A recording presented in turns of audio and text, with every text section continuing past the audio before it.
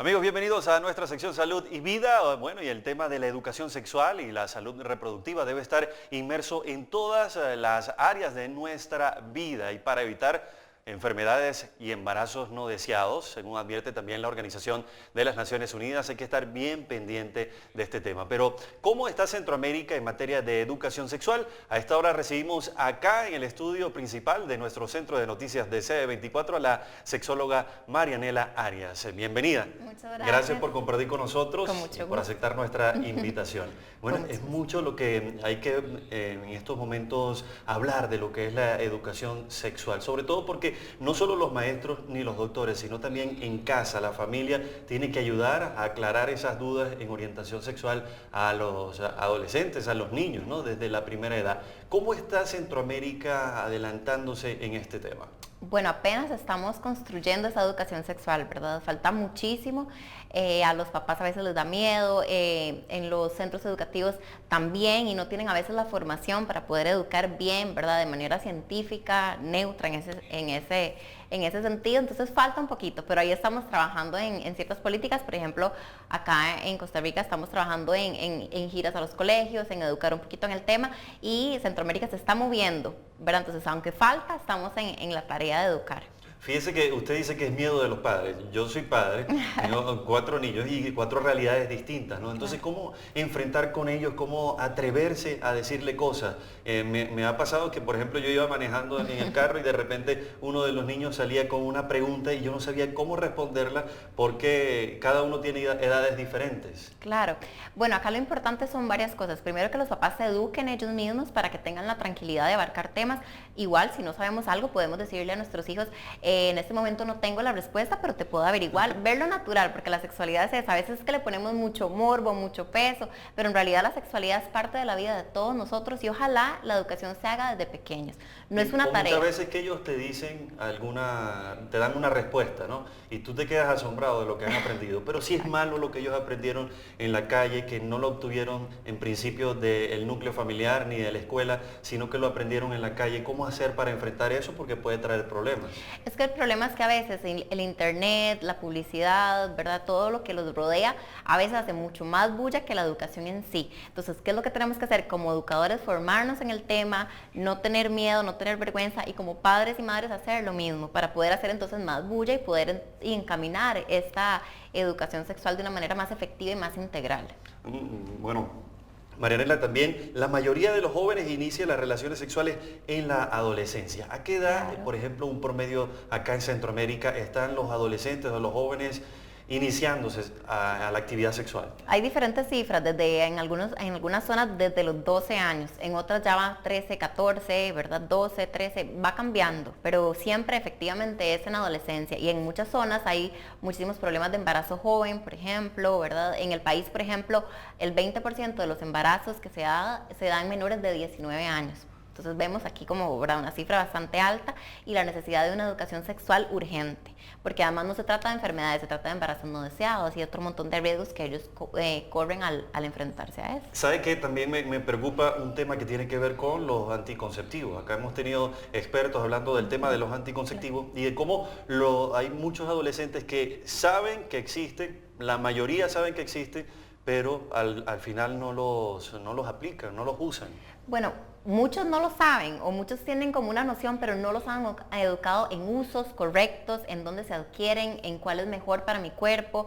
Sí, está bien, tal vez saben que existe el condón, pero no saben la importancia, porque cuando no hay una educación se puede saber un poco del tema, pero no ir realmente al peso que tiene el problema. Entonces, no necesariamente todos lo saben, pero los que lo saben a veces no tienen la información completa. Lo importante es que podamos formarlos en esto, digámosles dónde se consiguen, que tomen buenas decisiones para que se puedan proteger siempre. Porque dicen, por ejemplo, no, en esta época contemporánea es imposible que una niña quede embarazada. Entonces, ¿qué pasa? ¿Hay una falla en la educación sexual o hay una falla en los métodos, que no conoce el método anticonceptivo? Definitivamente en educación, porque los métodos están ahí, están más en los supermercados inclusive, ¿verdad? Se pueden conseguir condones, ya ni siquiera hay que ir a la farmacia, ya ni siquiera hay que ir a un centro médico, en cualquier lugar están. Lo que pasa es que ellos tal vez saben, pero no saben realmente la importancia, no saben cómo se usan adecuadamente, entonces les da mucha vergüenza, porque si no hablamos de sexualidad no se normaliza normaliza. Entonces, es algo que tratamos debajo de la mesa. A ellos inclusive les da mucha pena entonces ir a comprar. ¿Por qué? Porque no les dieron una educación ¿Le da sexual. pena pedir un preservativo?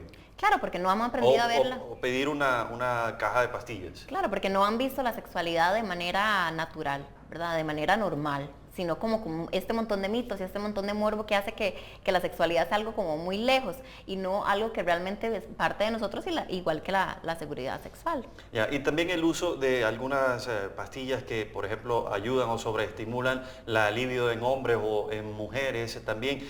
¿Cómo está eso? ¿Cómo están trabajando para educar a las personas a que puedan tener acceso a eso, pero evitando los peligros? Bueno, en realidad cualquier pastilla que trate, por ejemplo, la disfunción eréctil no está, ¿verdad?, en el mercado para los jóvenes, estaría ya para los adultos.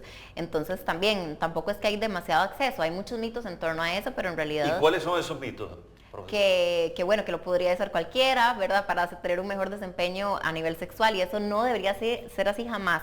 Esas pastillas, estamos hablando del sildenafil, por ejemplo, funciona únicamente si uno tiene una condición, ¿verdad?, el hombre una condición médica, y no debería jamás consumirlo nadie joven que no tenga ninguna condición, nada más por ver qué. Pero yo he leído que muchos jóvenes están utilizando eso para, por ejemplo, aumentar el periodo refractario o para mantenerse más activos. Sí, pero eso no es, digamos, eso no está bien, porque además pues, a nivel del organismo, el organismo de ellos no es que está preparado para ese tipo de cosas. Además estamos hablando de muchos mitos. Pero para tener un mayor desempeño. Sí, lo que pasa es que ¿cuál es un mayor desempeño, verdad? Eso también es un mito, ¿verdad? Durar más. O eso en realidad no dice mucho de una calidad de vida sexual. Entonces también es eso, es la falta de educación sexual, que no estamos desmitificando todo lo que se cree, ¿verdad? Que el tamaño, que el desempeño, que la pastilla, todo ese tipo de cosas son mitos y en realidad no ayudan a la sexualidad, pero los chicos piensan, porque lo que tienen es la información externa de personas que no son calificadas, que no están orientadas a la salud sexual, entonces más bien es un retroceso para la salud de ellos. Doctora, hay que capacitar a maestros y también a los padres. ¿Qué se está haciendo para eso? En realidad, bueno, nosotros sí... Porque, por ejemplo, si el maestro o el papá tienen algún problema o tiene algún problema de acceso a la información, no pueden comunicar bien. Sí, en realidad sí estamos haciendo un trabajo, por lo menos en el país, en Costa Rica sí se está haciendo. No sé realmente si en otros lugares, pero yo entiendo que sí, en muchos otros lugares se están intentando, es dar esa educación pertinente, científica y empoderar a los padres y a los docentes. Lo que pasa es que les da como un poco, y no hay a veces no hay comunicación, entonces los docentes nos dicen, queremos, pero nos da miedo a los padres, ¿verdad? Y los padres dicen, queremos que se metan los docentes, pero otros dicen, no queremos que se metan. Entonces, lo importante es entender que es difícil. Sí, lo importante es que entendamos que la salud sexual es un derecho de todos y de todas, y que no empecemos a obstaculizar ese tipo de cosas y que dejen a los profesionales acercarnos para poder hacer esa apertura a nivel educativa y a nivel inclusive cognitiva con respecto a la sexualidad sana. Doctora, y también, ¿cómo le digo yo a un chiquito que, que debe tener educación sexual?